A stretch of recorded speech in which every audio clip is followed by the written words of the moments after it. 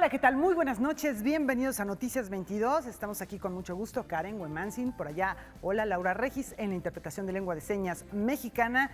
Y vamos directo a la información porque hay, de verdad, muchas notas que tenemos para ustedes. Así es. Fue nombrado Manuel López Monroy el nuevo director de la Escuela Nacional de Artes Cinematográficas. Y bueno, aquí está la información. El anterior CUEC.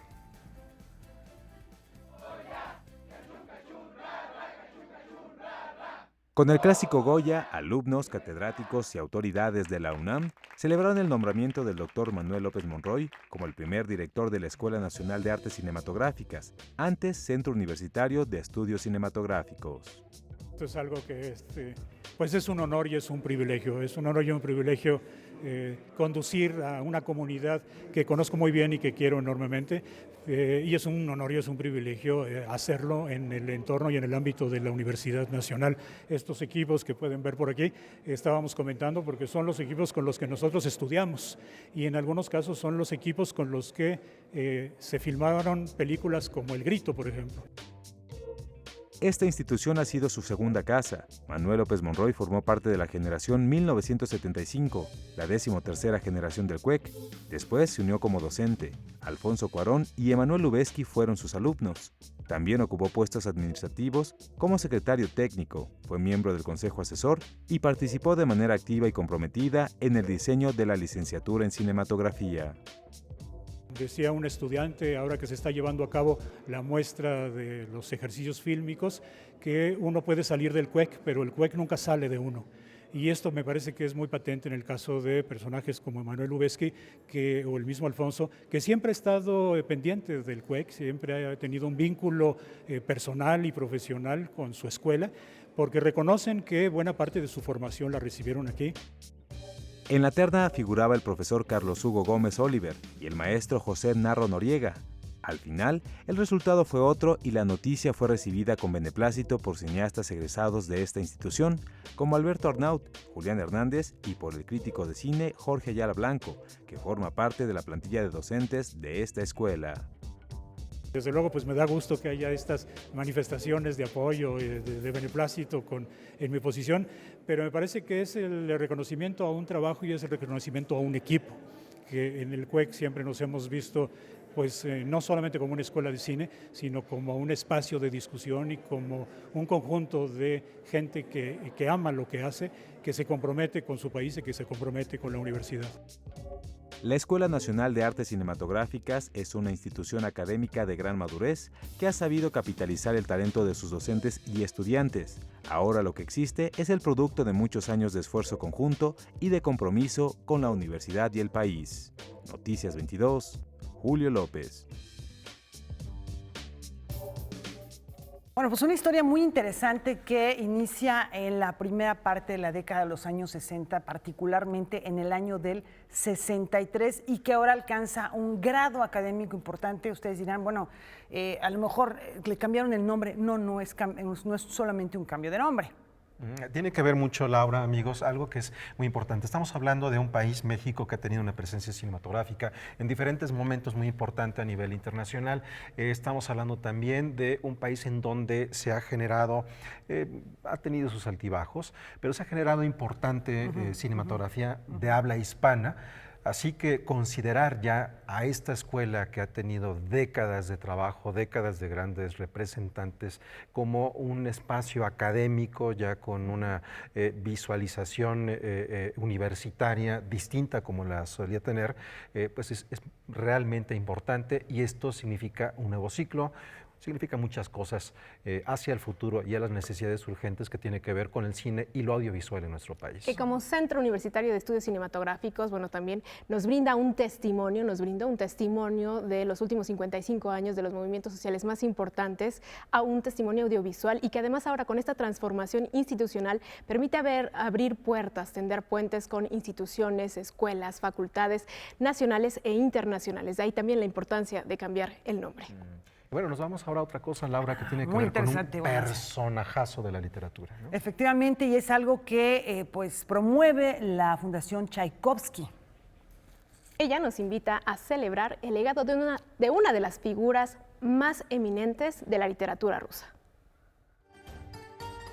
Para conmemorar los 220 años del nacimiento del poeta, dramaturgo y novelista Alexander Pushkin, la embajada rusa junto con el colectivo Madin y la Fundación Tchaikovsky preparan una velada poética con el propósito de acercar la obra del fundador de la literatura rusa moderna a los lectores mexicanos. Pushkin es un poeta del tiempo del romanticismo ruso y es el primer poeta que empezó a escribir también realismo. Es un evento multidisciplinario en el que participará la poeta Elena Albul con un recital junto con el músico Marat Enaliev. En este evento queremos mostrar y expresar en qué ha inspirado Pushkin.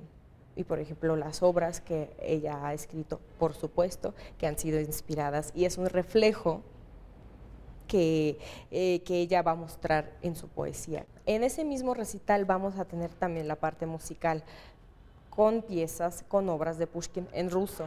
Yo también voy a cantar, sí. De hecho, yo voy a cantar una de los poemas de Pushkin conocidos, que es поэма о Анна Керн. «Явилась ты, как мимолетное видение, как гений». El colectivo Madin expondrá pinturas de autores mexicanos que fueron inspirados por los versos del escritor ruso. Noticias 22, Óscar Cortés.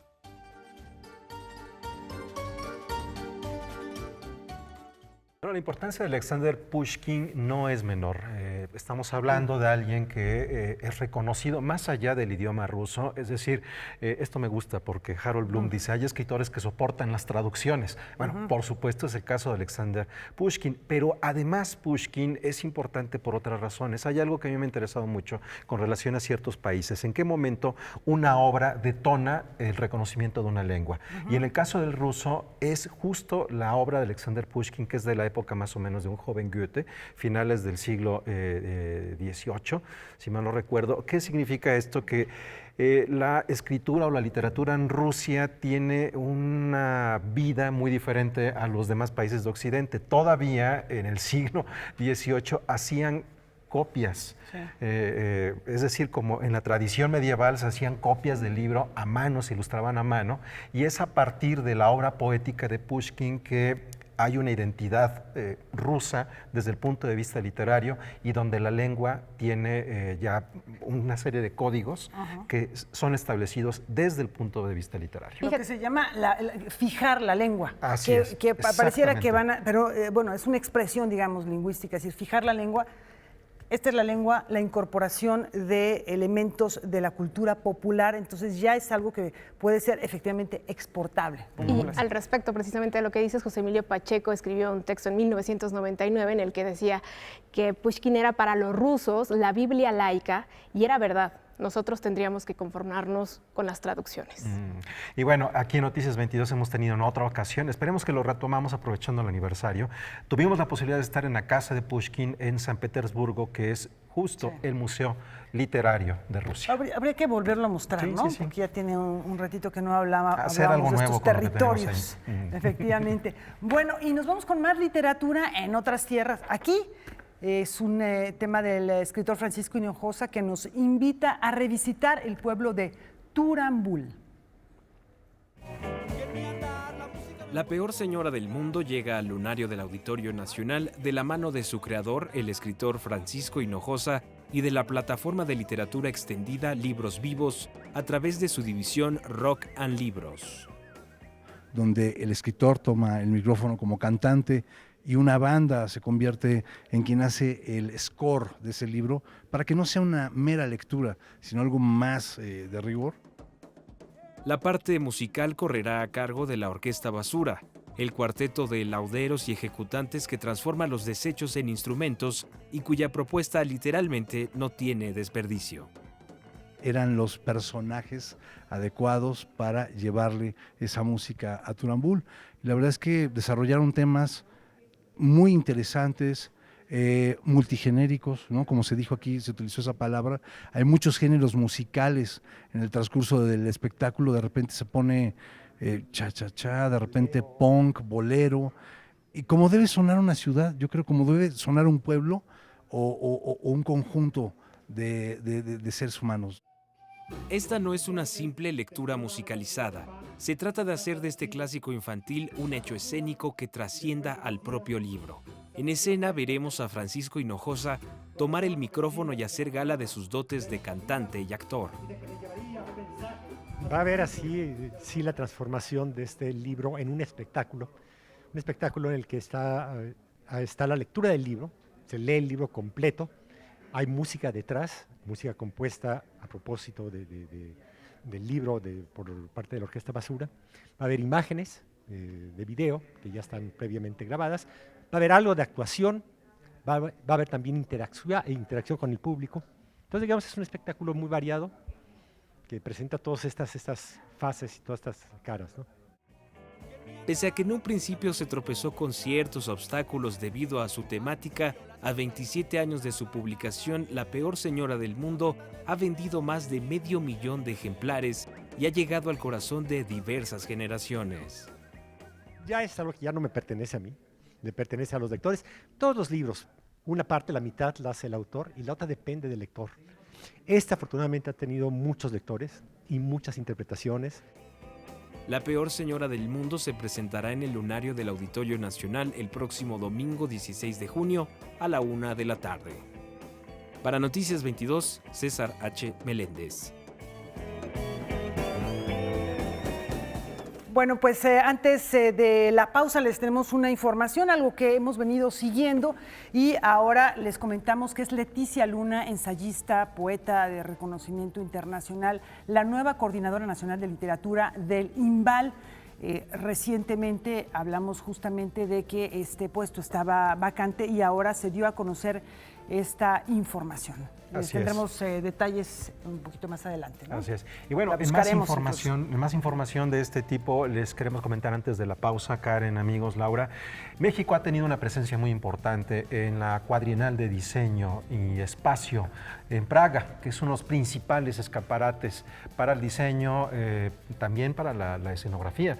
Ahí ha habido presencia importante de mexicanos como Jorge Ballina, como Andrés de Luna, como Mónica Raya, que han tenido una importante representación de México. Ahí también han participado más de 75 países del mundo y bueno, pues México se encuentra con un grupo conformado por reconocidos escenógrafos y vestuaristas, entre ellos está Jorge Ballina, Gerald Dick Bosch, que lo mencionamos hace un rato, que ha estado en varias ocasiones, Eloise Kazán, Iker Vicente, una agrupación muy, muy importante de teatro que anda dando vueltas por el mundo, que está ahí participando muy, muy fuerte siempre Gabino Rodríguez. Se trata de Lagartijas tiradas al sol y Teatro Ojo. Bueno, pues siempre es un espacio de artistas que presentan lo más innovador de la escena a través de la escenografía, de la arquitectura, de las imágenes que pueden crear la atmósfera apropiada para una representación escénica. Así es, y bueno, el grupo mexicano está coordinado por la escenógrafa Auda Caraza y esto se va a celebrar en el mes de julio, en la primera semana de julio, así que pues esperamos que tengan, como siempre, una presencia muy importante y destacada. Volvemos enseguida.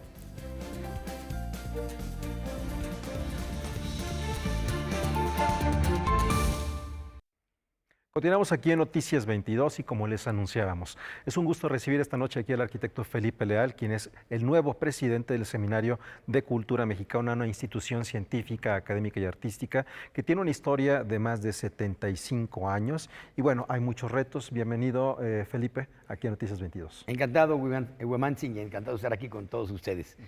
Bueno, cuéntanos rápidamente, ¿para ti qué significa estar al frente de una institución de estas características y cuál ha sido la importancia del seminario en estos años? Bueno, significa una enorme responsabilidad y un orgullo porque formar parte con un grupo de colegas de diferentes disciplinas, de las artes, de las humanidades, de las ciencias sociales, es realmente un privilegio siempre todas las reuniones, lo que aprendemos entre todos, ¿no? Como decía Alfonso Reyes, entre todos sabemos.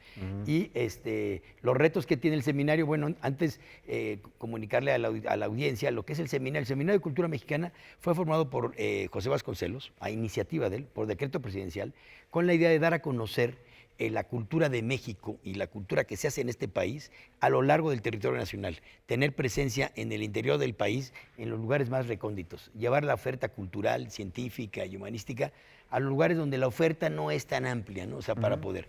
¿Y cómo trabajamos? Somos 25 miembros de diferentes disciplinas. Están entre nosotros pues, Eduardo Matos en la arqueología, Carlos Prieto en la música, Silvia Molina en la literatura, Hugo Iriart en las cuestiones de teatro, en fin, y muchos otros, ¿no? En las ciencias sociales, ¿no? Sergio García Ramírez en el derecho, ¿no? O sea, personalidades que a lo largo de su vida han consolidado un conocimiento muy amplio de su disciplina. Y lo que hacemos es realizar misiones culturales. Vamos hasta lugares más recónditos, por ejemplo, vamos a El Fuerte, Sinaloa, o vamos a Mocorito, Sinaloa, o a Cámara, Guanajuato, o a Silao. Vamos a lugares donde la oferta no es tan amplia y ahí nos reciben las corresponsalías. Tenemos 52 corresponsalías en el interior del país y en ellas nos reciben siempre con mucho entusiasmo los corresponsales, que son antiguos maestros normalistas, el cronista del pueblo, el pintor, el escenógrafo, el promotor cultural, que tienen vínculos precisamente con diferentes sectores de la sociedad y damos talleres, conciertos. Carlos Prieto puede dar un concierto, Arnaldo Con puede dar una exposición, hay cursos, Hugo Iriart les puede hablar sobre Shakespeare, sobre Cervantes, Ángeles González Gamio les puede hablar sobre la corregidora o sobre la crónica, y son grupos, la respuesta es amplísima, hay una sed de conocimiento en ocasiones de universitarios, porque tenemos vínculos con las universidades o con las normales superiores, o con el público en general, acuden desde niños hasta personas de la tercera edad. Y esto es fantástico. Esta es la labor que hacemos en el interior de la República. Realizamos cerca de 300 misiones al año, o sea, casi una diaria. O sea, ahora tenemos, este fin de semana teníamos Carlos Prieto dando un concierto en La Paz, Baja California, Sergio García Ramírez en Tijuana dando una conferencia, Silvia Molina una conferencia también en Ciudad Guzmán. En fin, cada uno tenemos actividades. Además de la sede en la Ciudad de México, que estamos en Presidente Mazarik, al lado del Conservatorio de Música, en las instalaciones de la SEP. Somos un órgano consultivo de la Secretaría de Educación Pública y en ella tenemos una galería donde presentamos exposiciones de muy buena calidad, un foro que se llama Foro Castalia, donde hay teatro, cine, danza, espectáculos musicales, y tenemos recientemente una sala de lectura infantil. Hacemos una promoción de la lectura infantil en conjunto con IBI, que es una promoción de la lectura infantil, donde tenemos talleres, cuentacuentos y dinámicas para la lectura, para promover la lectura infantil los fines de semana. Así es que la oferta cultural y lo completo de nuestras actividades es muy amplia. Entonces, estar ahora al frente de eso pues es un orgullo, porque además queremos ampliar esta plataforma. Hemos preparado una colección de libros, cada uno de nosotros, muy, muy básicos, unas pequeñas publicaciones de no más de 50 páginas, pequeños libros casi de bolsillo, muy agradables, de divulgación, donde, por ejemplo, Eduardo Matos te habla de la arqueología. Así es. Carlos Prieto te dice la música. Álvaro Matute, que en paz descanse, pero antes de morir todavía nos entregó un texto, la historia, ¿no? Y a mí me correspondió la arquitectura. Y son textos muy, muy asequibles. Sí, de divulgación. De divulgación, que queremos tener precisamente ahora con la Secretaría de Educación Pública o con el Fondo de Cultura Económica, con quien corresponda, tener una edición masiva para llegar a amplios públicos, porque eso te da hasta como orientación vocacional para los estudiantes, como conocimiento general para cualquier interesado en algunas de las disciplinas. Silvia Torres te habla del universo, por ejemplo, Herminia Pasantes, que es una gran neurocientífica, te habla del cerebro, cómo funcionan las neuronas espejo, ¿no? Cuando te enamoras, o las afinidades entre las personas, y todo ello. Entonces, toda esta temática es fantástica, ¿no?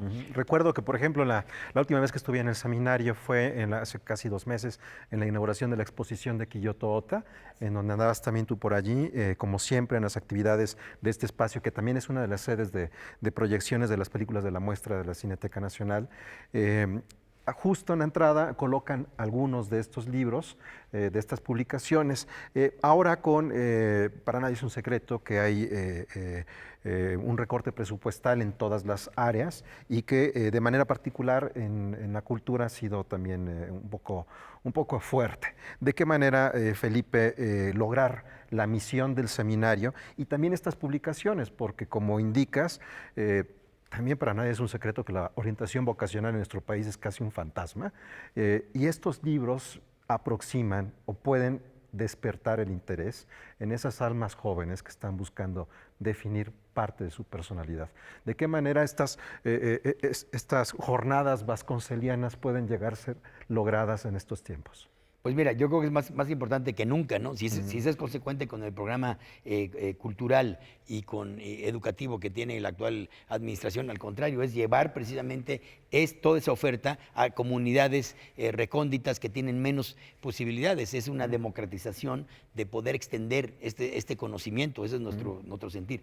Por eso estamos preocupados ante posibles recortes, que ya estamos entablando pláticas con la Secretaría de Educación Pública, hemos visto al secretario de Educación, que ha sido muy amable en entender el fenómeno y hasta donde se pueda. Entendemos que tendremos que hacer algunos recortes y racionalizar algunos gastos, pero no puede ser muy grande porque hemos venido creciendo durante los últimos años.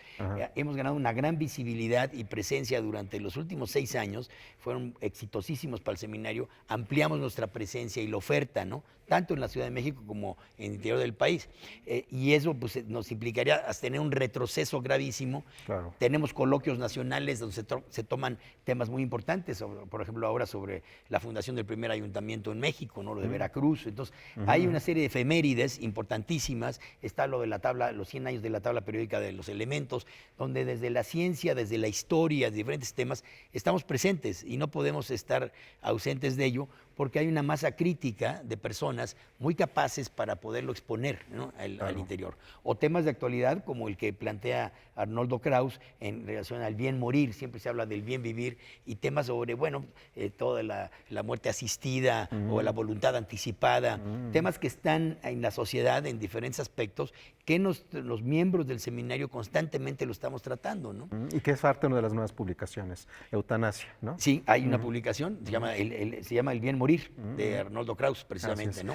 Bueno, estamos en tiempo, Felipe. Agradezco mucho que haya estado con nosotros para platicarnos de manera breve parte de la gran oferta y trabajo que hace el seminario. Solamente de manera rápida, si nos puedes hacer un comentario sobre la medalla Vasconcelos, que ha sido parte también de las actividades del seminario. La medalla Vasconcelos va en honor precisamente del gran promotor de esta institución, con esa mística, con esta misión, y se ha otorgado a diversos personajes. En este último año se lo queríamos dar a don Miguel León Portilla, no, se decidió que el Consejo se lo diera a él, por lo que significa, lamentablemente por su estado de salud no se ha podido entregar, ni mucho menos, ¿no? Pero hay candidatos, ya ha habido candidatos de personas que han hecho una promoción por la cultura en ese sentido. Unos candidatos ha sido también Francisco Toledo, por la labor extraordinaria que ha hecho, no solo en las artes plásticas en su campo, sino en la promoción de la cultura, de la defensa del patrimonio cultural y natural en Oaxaca.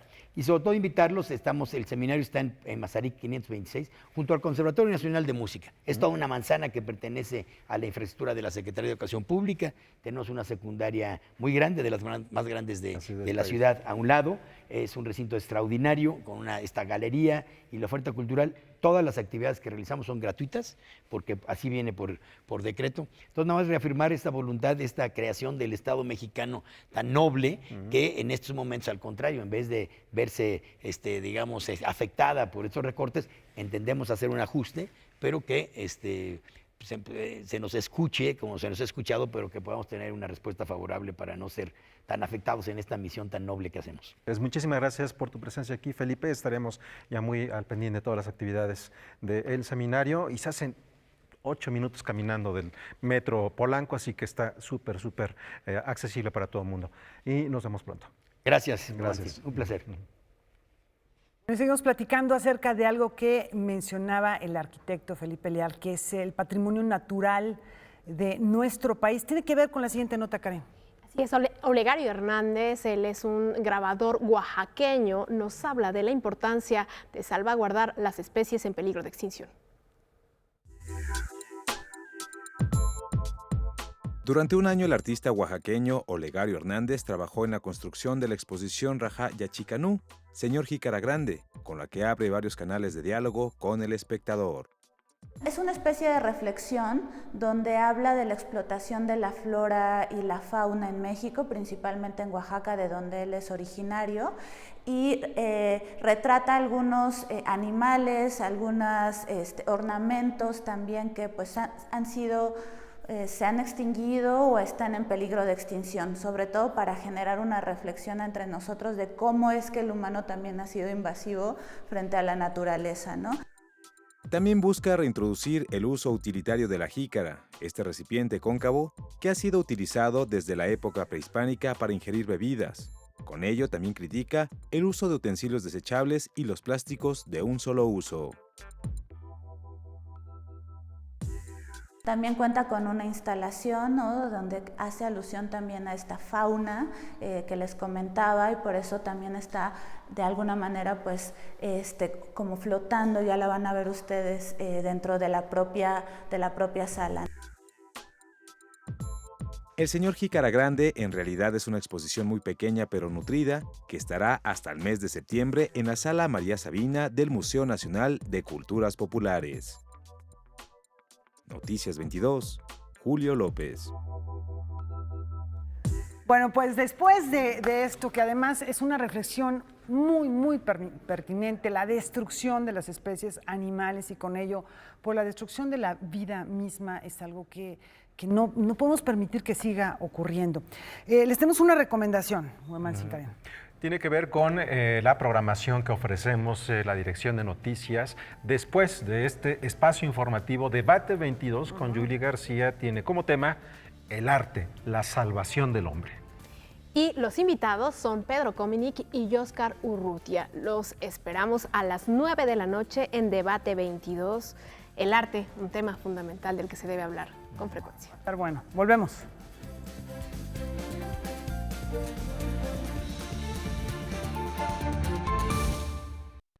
Bueno, hablando del tema del patrimonio natural que está vinculado con la supervivencia misma del ser humano, ya está por comenzar la temporada de luciérnagas en Tlaxcala. Hay que ser muy cuidadosos, no es un espectáculo, no es un show, es un fenómeno de la naturaleza que hay que respetar. Vamos a ver esta información.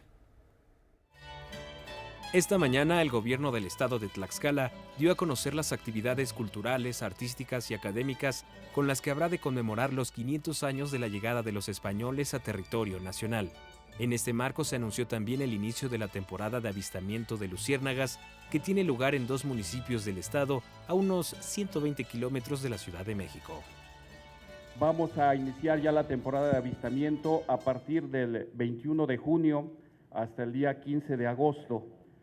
El santuario de las luciérnagas que se ubica en Anacamilpa y Calpulalpan, tenemos 30 centros de avistamiento operando, 24 de ellos en Anacamilpa, 6 en Calpulalpan, listos y dispuestos para recibir a todos los visitantes. La visita al santuario de las luciérnagas se ha convertido en una actividad turística de suma importancia para el estado. Tan solo el año pasado se registró la visita de 113,000 turistas con un promedio de ocupación del 55%, lo que generó una derrama económica de más de 44 millones de pesos. Para esta temporada se espera recibir a más de 127,000 visitantes.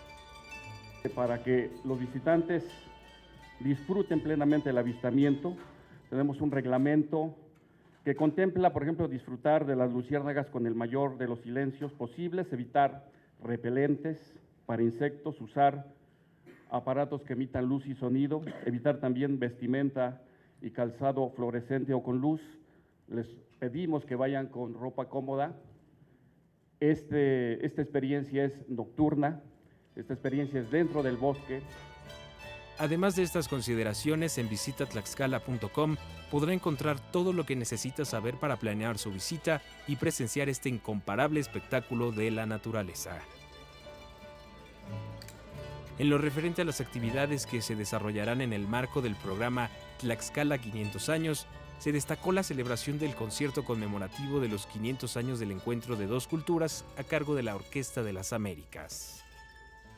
El próximo miércoles tenemos ya la instalación e inauguración de la exposición Timo en Tlaxcala del escultor Rodrigo de la Sierra, que permanecerá en el centro de nuestra ciudad capital durante 3 meses.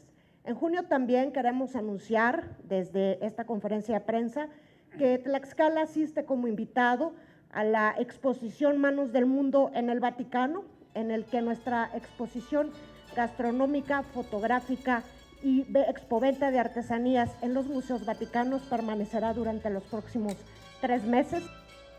En el ámbito académico, la conmemoración alcanzará su cumbre durante el mes de septiembre. Durante septiembre también con el Ayuntamiento de Tlaxcala tendremos el Coloquio Internacional 500 años, en el que contaremos con la participación de distinguidos historiadores, arqueólogos, antropólogos mexicanos y extranjeros para poder hacer una reflexión profunda sobre el papel de Tlaxcala en la conquista. Para Noticias 22, César H. Meléndez. ¿Qué les parece si ahora recorremos el Istmo de Tehuantepec a través de la paleta cromática del artista sueco Valdemar Scholander? En 1947, Valdemar Scholander arriba a México y vive en diferentes estados del país, entre ellos Oaxaca, donde decide pasar largas temporadas en Juchitán, Ixtepec y Tehuantepec. La obra de Valdemar Scholander, a partir de su llegada en 1947 finalmente a México, porque hace otros 3 viajes fallidos antes de ya sentarse en el Istmo de Tehuantepec, pues prácticamente es la apertura de una puerta conceptual, simbólica, plástica, el encuentro con las tecas, con las vestimentas de las mayordomías y de las velas ismeñas, es algo que le genera muchísima inquietud, tanto así que pues durante el resto del cuerpo de su obra, hasta los 80s, pues trabaja con este mismo tema. El Istmo generó un gran impacto en su obra. De ahí surge su exploración sobre las formas inspiradas en los volúmenes de los trajes de gala de las tehuanas, el movimiento y ambiente de las velas y las ceremonias procesionales de las mayordomías, vivencias que posteriormente se traducirían en platos de cerámica enormes y cadentes esculturas de bronce e intrincadas tallas de madera. Valdemar llega buscando el color realmente a México y se topa con el Istmo de Tehuantepec, o sea, no puede encontrar un mejor sitio donde encontrar el color. Y no solamente encontró el color, sino también un pueblo lleno de cultura viva, de costumbres que son totalmente innovadoras para un personaje pues, que viene de Suecia.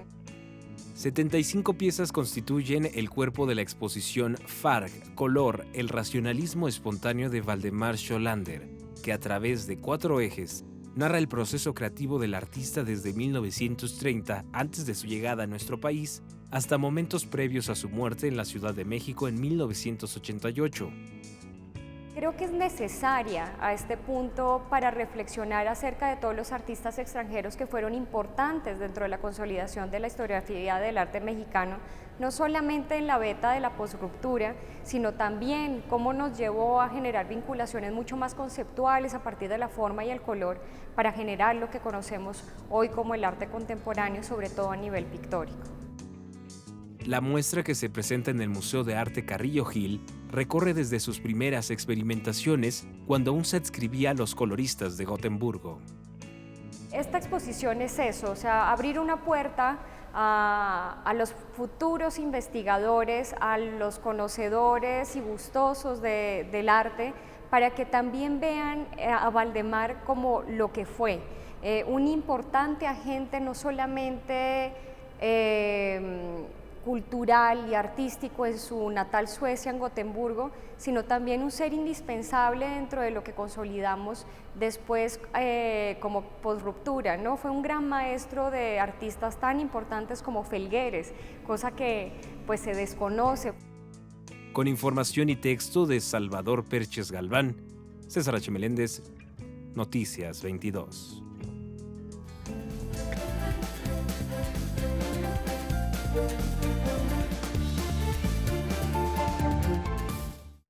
Bueno, continuamos aquí en Noticias 22 después de este problema de digitalización de la nota, cosas de las transmisiones en vivo, pero bueno, ya lo tendremos la información muy pronto para compartirla con todos ustedes. Y ahora damos la bienvenida a la escritora Karen Villeda, autora del libro Agua de Lourdes, Ser Mujer en México, un retrato de la realidad violenta que vive el género femenino en nuestro país.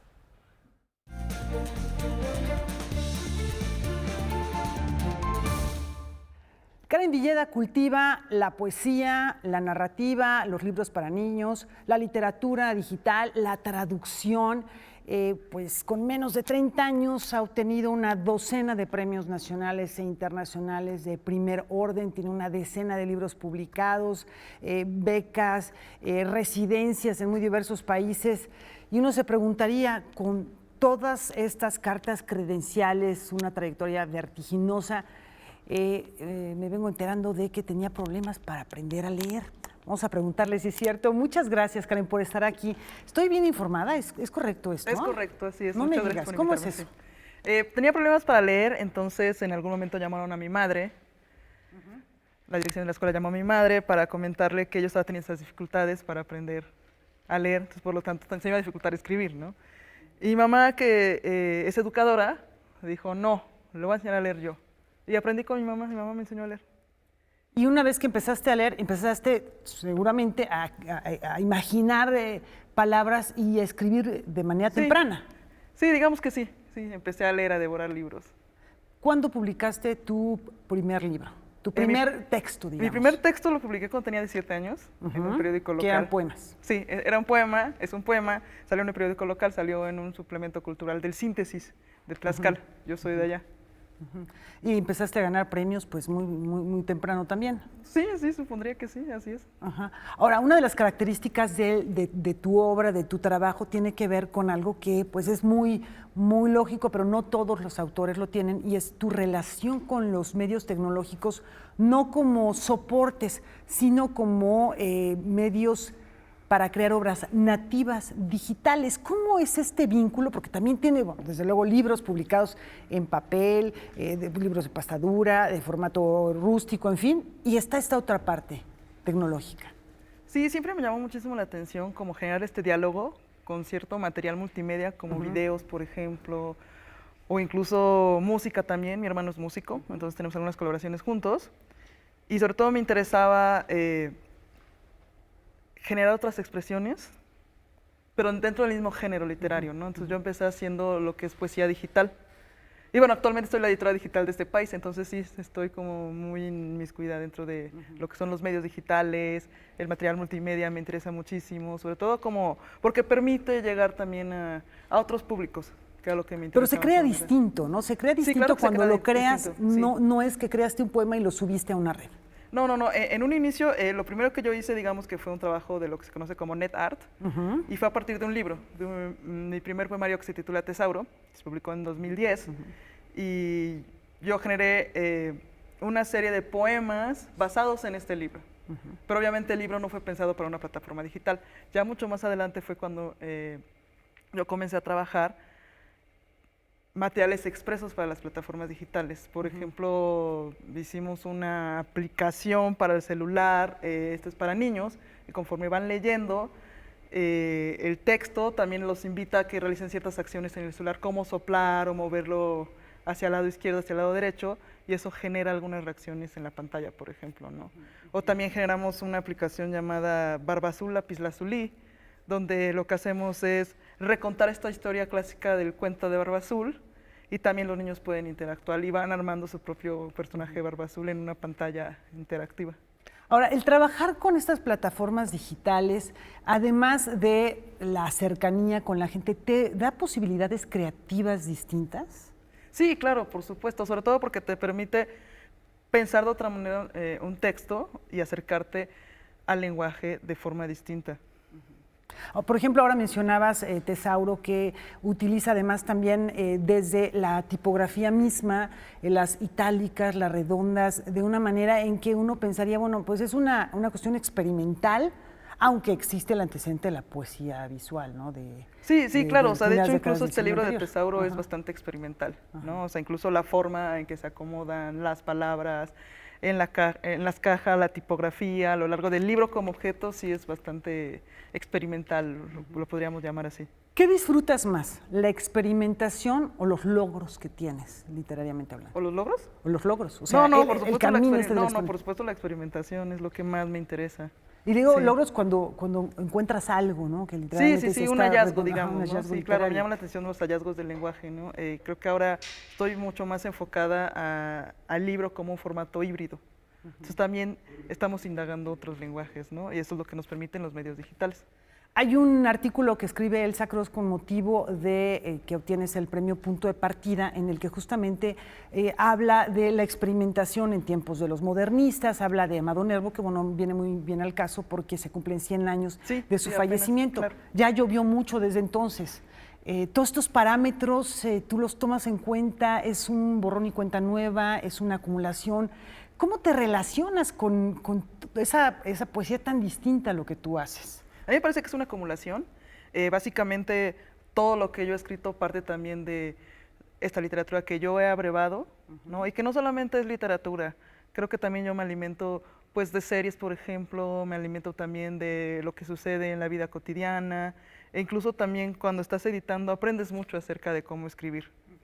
Y bueno, lo que comentaba Elsa Cross cuando hizo esa crítica de mi trabajo me pareció una maravilla, porque ella fue mi primera maestra. Fue mi primera tutora, fue mi primera maestra de poesía, Elsa Cross. Y ella también me ayudaba mucho como a decir, a ver, puede ser que sí, todo está escrito, pero ¿cómo nos vamos a aproximar de una manera distinta a este tema que ya ha sido tocado? Y siempre hay una manera distinta de aproximarse, desde el romanticismo hasta lo que tú haces con este libro que mencionamos, que es como con un cierto distanciamiento de los personajes. Hay una historia de amor, pero hay un distanciamiento de los personajes, algo que en poesía no hubiésemos imaginado hace algún tiempo, ¿no? Sí, claro, claro. Hay una novedad ahí. Y bueno, todo esto que tú haces, que tiene que ver con la lírica, que tiene que ver con la narrativa, además sumado al periodismo, a la investigación periodística, desde las redes sociales, desde Google, desde Internet, pero también desde muchos otros medios, se concentra en Agua de Lourdes, ser mujer en México, que yo creo que desde el punto de vista de la creación literaria es una síntesis o un coro o un fresco de distintos géneros que tú conoces y que has manejado bien. Es una aproximación que implicaba, me imagino, riesgos, ¿no? Decir, bueno, una cosa es hacer un libro netamente reporteado y demás, y otra cosa es hacer a lo mejor nada más un poemario. ¿Cuáles son esos riesgos que tú desde un principio dijiste, cómo voy a acercar al tema de la violencia, el feminicidio? Sí, bueno, este libro, Agua de Lourdes, parte de una historia personalísima, que es la historia de mi tía Karen. No sabemos si ella se suicida o si es víctima de un feminicidio, ¿no? Y en algún momento yo inicié este proyecto de escritura acerca de mi tía Karen, y principalmente yo soy poeta, y ese libro que yo escribí en un inicio era una serie de poemas en base a su vida, lo que me habían contado de su vida, porque yo no tuve la oportunidad de conocerla. Y de pronto me di cuenta que esa forma expresiva, ese género literario, no era suficiente para hablar de lo que le había sucedido a mi tía. Y es así como surge Agua de Lourdes, porque no solamente en este libro abordo a mi tía Karen, sino que están una serie de casos. De otras Karen. Otras Karen también, y que están obviamente interrelacionados con esta violencia de género que estamos viviendo, ¿no? Y que claro que se da en este país por el clima de impunidad que existe. Por ejemplo, de frases muy, muy duras que tienes en el libro es: soy una mujer todavía viva en México. Sí. Sí, en el momento que escribí este libro, la cifra estaba en que 9 mujeres son asesinadas diariamente en nuestro país. Y Amnistía Internacional acaba de publicar un reporte donde la cifra ha incrementado a 10 mujeres asesinadas diariamente, ¿no? Entonces, yo me daba cuenta que sí, que estaba yo viva por suerte, por fortuna, ¿no? Que era una especie de casi milagro estar viva en un país como este. Ahora, por ahí tienes, por ejemplo, retomas canciones, retomas la cultura popular, retomas redes sociales, googleas Karens que han sido, o mujeres con este nombre que han sido asesinadas, y por ahí hay un listado que parece sacado de una película de terror de crímenes contra mujeres y contra bebés, particularmente contra niñas, que, bueno, después de leerlo uno sí necesita un periodo como de sanación. ¿Fue muy doloroso, fue doloroso hacer este libro? Sí, fue muy doloroso hacer este libro, fue muy doloroso. Uno de los hallazgos que yo tuve a nivel personal cuando estaba escribiendo este libro es que la escritura es colectiva también. Entonces no solamente encuentras mi voz en este libro, encuentras la voz de mi madre, encuentras la voz de mi tía, de mi abuela, encuentras la voz de mis amigas, encuentras la voz de otras mujeres que yo ni siquiera conozco, ¿no? Pero que también están pidiendo lo mismo, ¿no? Que son derechos humanos para nosotras, la igualdad para todos, ¿no? Y eso fue a mí lo que me ayudó también a poder proseguir con la escritura, porque obviamente en algún momento yo me tenía que apartar de toda esta cantidad de datos, ¿no? Y sobre todo de datos duros, de estos números que estamos viendo diariamente, y que llega un momento en que ya no te impactan, porque como forman parte de nuestra cotidianidad, los hemos normalizado. Entonces lo que hice fue tratar de entretejer estos números, estos datos, no decir, bueno, 9 mujeres están matando al día, bueno, ahora son 10, los entretejo con estos casos que son personas cercanas a ti y a mí, porque yo me estaba dando cuenta al revisar el mapa de feminicidios, que está en línea, que estaban matando mujeres en mi propia colonia, ¿no? Yo vivo en la alcaldía Benito Juárez, se supone que es la segunda alcaldía más segura respecto a los feminicidios, que ocurren 2 al año, y la cifra no es correcta, ¿no? Porque el mapa de feminicidios, que obviamente se está organizando desde la sociedad civil, ¿no? Los datos que da el Observatorio Nacional contra el Feminicidio son muy distintos a los que se nos presentan a nivel oficial.